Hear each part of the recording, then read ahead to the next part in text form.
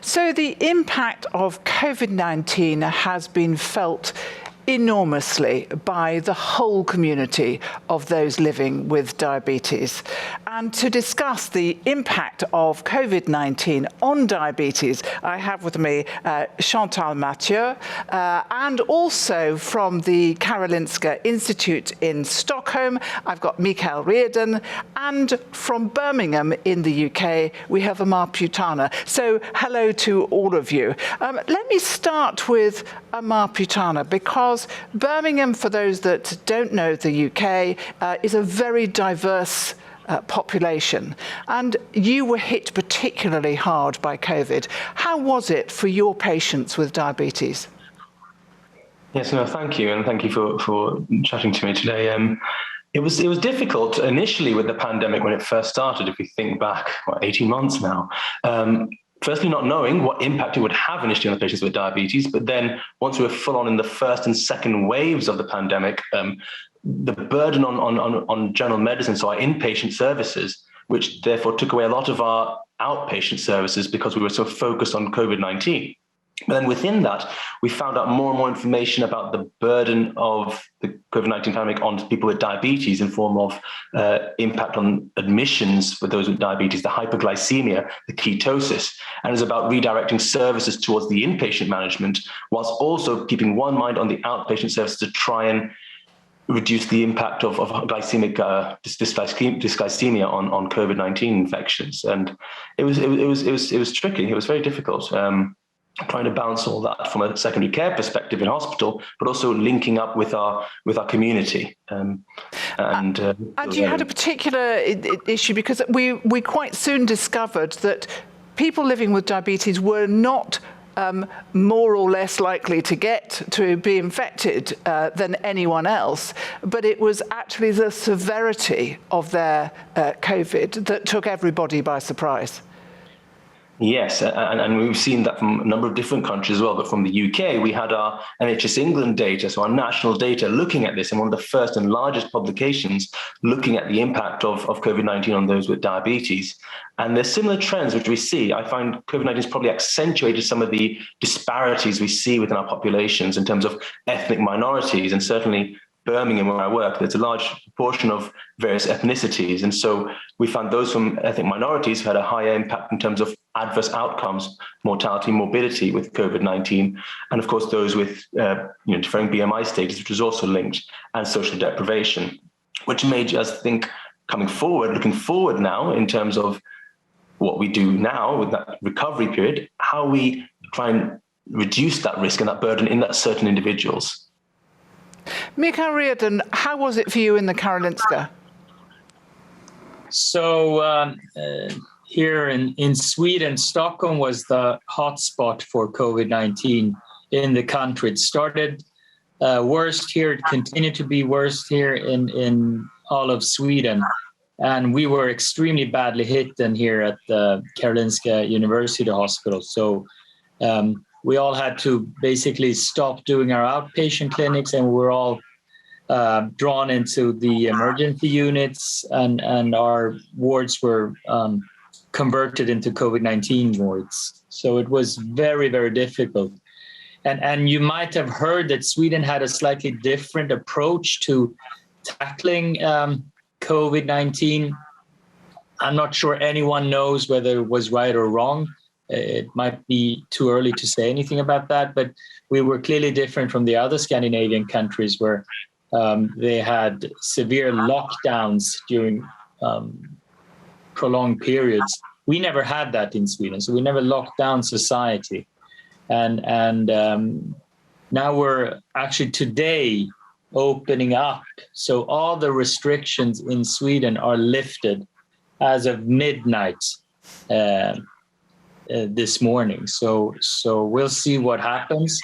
The incidence is much lower, of course, now, and the hospitals are not filled anymore with a lot of people. The ones that are hospitalized are to a very, very large degree non-vaccinated people that have been abroad. So clearly the vaccines work. So Chantal, there's a paper at EASD this year which shows that those people with type 1 diabetes during lockdown actually prospered because they had more regular routines and they were able to devote more time to self-care, they took exercise and that kind of thing. Whereas the reverse was true with people with type 2, where they tended to be at home, exercise less, eat a lot more snacks. I don't know about any other countries, but in the UK, we went mad on baking and people, we ate a lot of cakes at home. There was a lot of snacking went on, which is not helpful, especially when you can't get in for treatment. Yeah, I mean, I also saw the presentation, but it's not groups of people who did better than others. It's really individuals. We had people with type 1 diabetes staying at home with a foot problem because they were so terrified to come to the hospital. So there was a lot of collateral damage of people with diabetes not daring to contact the medical teams. In our little country, also there was. You were hit hard by. We were hit very hard. Because you're the crossroads of Europe, and really, absolutely. But and so we also had to convert to COVID service, etc. But what was so difficult for me was the whole logistics of organizing the whole COVID care, where we as internists also needed to participate, and on the other hand, keeping the care for people with diabetes in our clinic going, and especially avoiding these dramas of people with chest pain staying at home, people with foot problems staying at home. And then, indeed, some people prospered. Some people said, ooh, now I will use this period to look at my glycemic control, to really take my pills, to measure my blood sugar, etc., etc. But I couldn't see a pattern, whether it was more people with type 1, type 2, or other forms with diabetes who did better or not. It was really very different on the person-to-person basis. Amar, did you find this problem of people being reluctant to come to hospital? I mean, what is the level of the collateral damage for those that didn't get COVID, but whose diabetes care was affected by COVID? Yeah, so we saw basically two kind of periods of time where perceptions and kind of preferences for patients changed somewhat. So in the initial first wave and probably part of the second wave of the pandemic, a lot of our populations did not want to come into hospital, were very concerned. A lot of people with type 1 diabetes were especially concerned given some of the details and numbers that were coming out in terms of hospitalization and morbidity and mortality, and then towards this current period now, with where we are in the early part of, from the middle part of this year, people were very keen on getting back into hospital.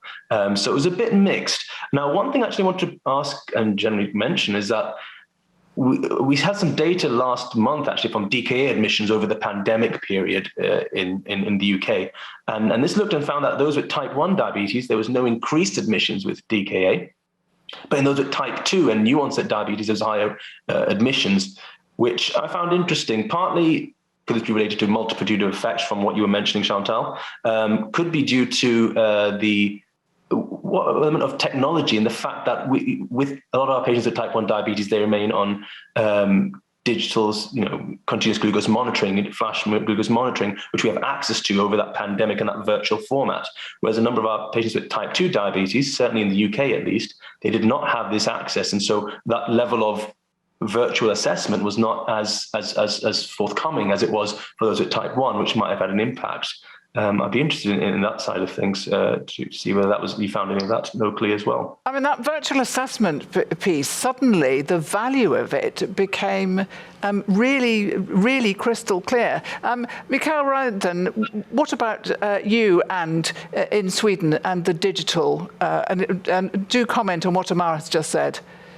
Yeah, so to start with, Sweden, like most Scandinavian countries, is a very digitalized country. So everyone basically has a smartphone or a PC or a computer at home. So we were lucky enough to be able to switch very, very quickly to video links with all our patients. So we continue to have contact with our patients via video. They could, for what it's worth, at least we saw that they were okay. We could follow their lab tests and so on. The only thing we were really adamant about keeping open was the diabetes foot ulcer clinic. So all those patients continue to come in because we know that they are a real risk group, and that was one of the parts of the hospital where we were the most keen in keeping everything as safe as possible.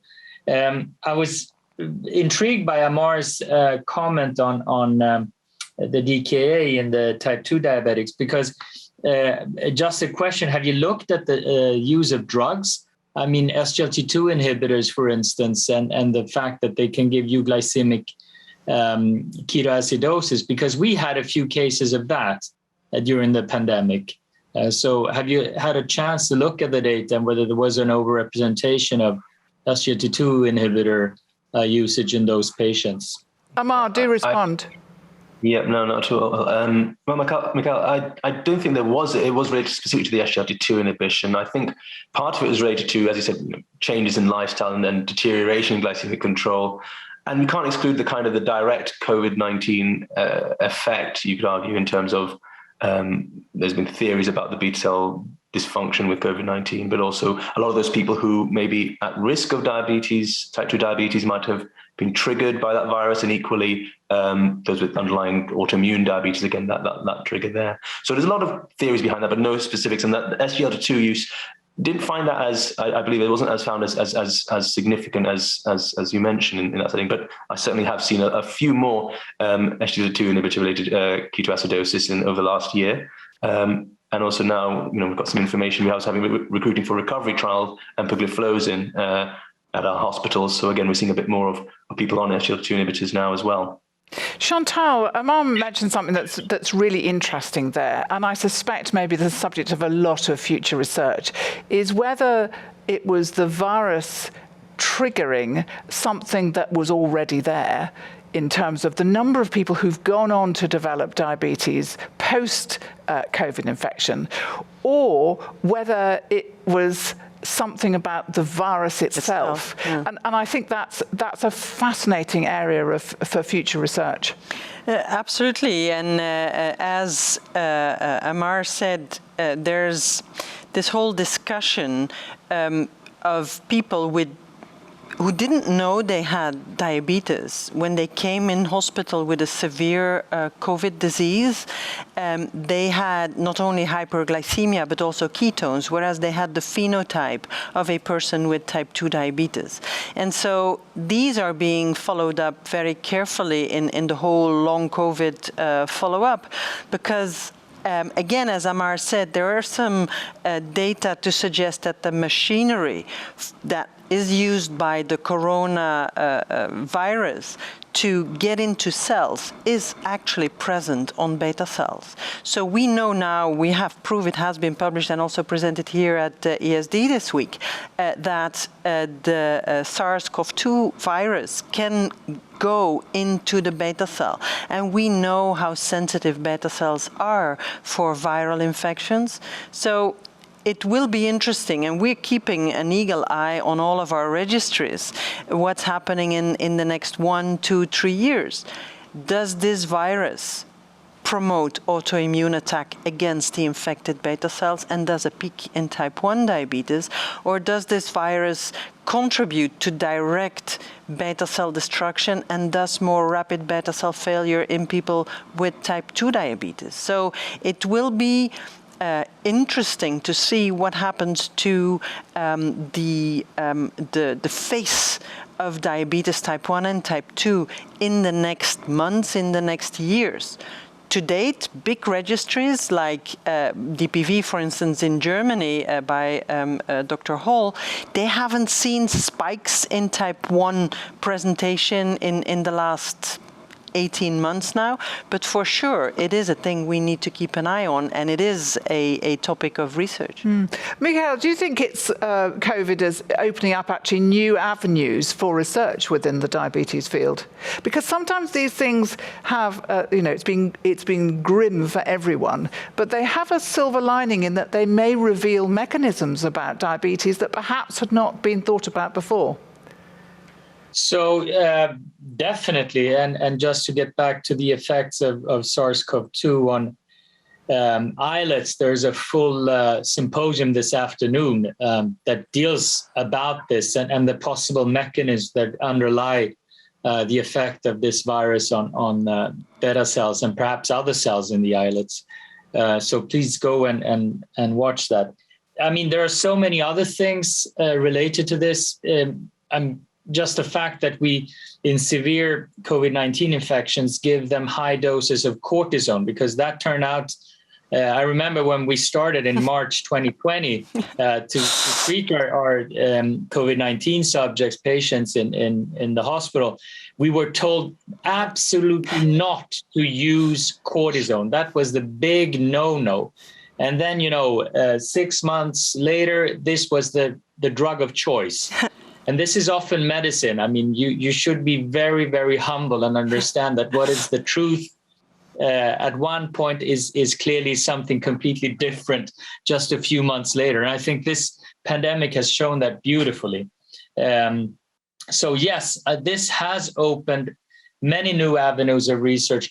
I have getting back to Chantal's comment on type 1 diabetes. We had a symposium on that last year on the possibility of an increase in type 1 diabetes incidence. There were no signs then. This was, of course, in September 2020, but still there are no signs of an increase in type 1 diabetes incidence, even in high prevalence countries such as Finland and Sweden. And we are the top, the leaders when it comes to type 1 diabetes in the world. There are no places in the world where there is a higher proportion of people living with type 1 diabetes. So we'll see. There might be spikes later, but let's hope not. And what about the recovery period? I mean, Amar, I'm looking to you for this, because recovery is the word of the moment for the NHS. But how can you recover the backlog? How can we, look after patients whose care may have been, really severely neglected over the last 18 months?